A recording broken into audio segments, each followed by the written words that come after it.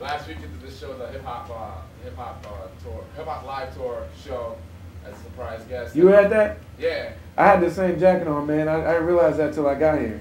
Did you work with those? Because I know the people that were playing as far as like the bands.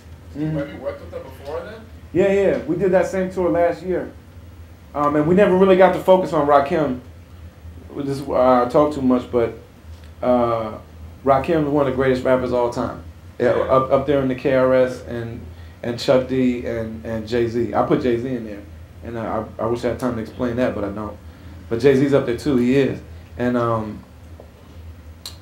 so last year, that was my second tour with Rakim, but I did a tour with that band playing the whole thing, playing the whole tour the whole night, all three of us, and me, Rakim, and Ghostface Killer from Wu-Tang Clan.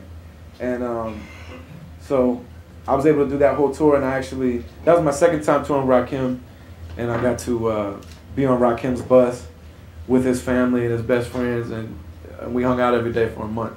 And we did shit like shop for underwear and go to McDonald's and like,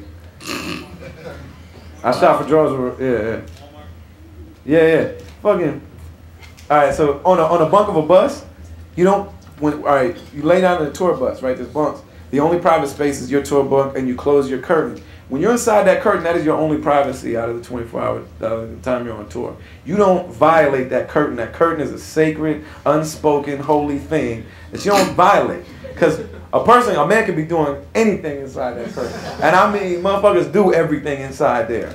You understand me? Like, that's your only private time. So you're doing all kind of unmentionable shit inside there. You never know at any point. So, I'm laying in my bunk.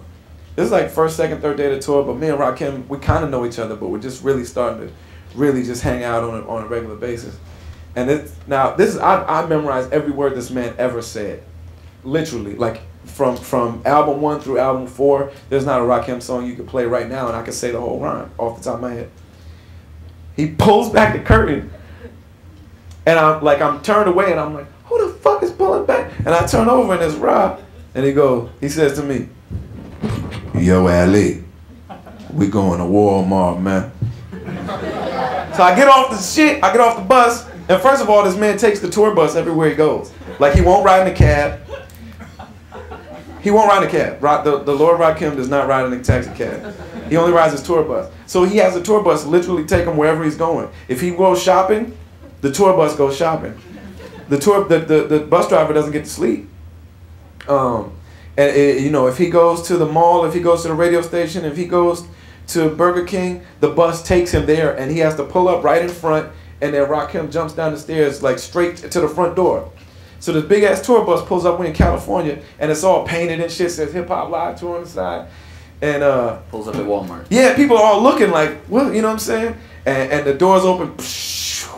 And here come Rakim down the stairs, cool as a son bitch, man. People are screaming. You know what I'm saying? For real, people, because I don't even know if they knew who he was. But they just knew when he's like, this is somebody. If I don't know, I'm supposed to know who this is. He come down off the bus and people are just like, ah, little kids. I'm like, you don't remember Microphone Fiend, you know what I mean? But he comes down off the bus and I'm walking with him and shit. And so I go my separate ways. And I know that I tour more than him. You know what I'm saying? The more rap dudes, they never really toured a whole lot. They tour like once every 2 years or something. So I'm thinking of things, I know all the shit, so I'm like, all right, it's his bus.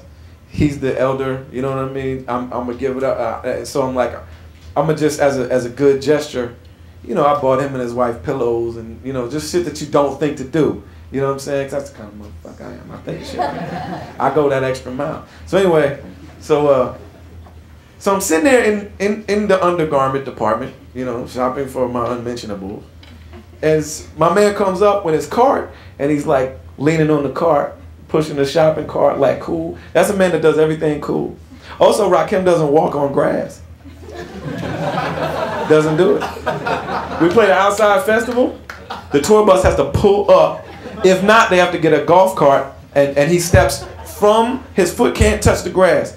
He touched from the step of the bus to the golf cart. You take him to the thing, because he doesn't look cool walking on grass. Now that's a cool motherfucker. So buzzing. So we're sitting there, and he comes up pushing the shopping cart, and he's cool as fuck on the shopping cart. Like, like leaning on the shopping cart all to the side. Man, I'll buy that them Hanes drawers, man. I was like, oh, dude. I'm like, word. Like, you know, he's like, long joints. You know what I'm saying? I said, Ron, man, am I shopping for drawers with you right now? Is that what we're doing now? Like, this is where it's at? So, yeah. So, long story, the short part is, yeah, I worked with that band before.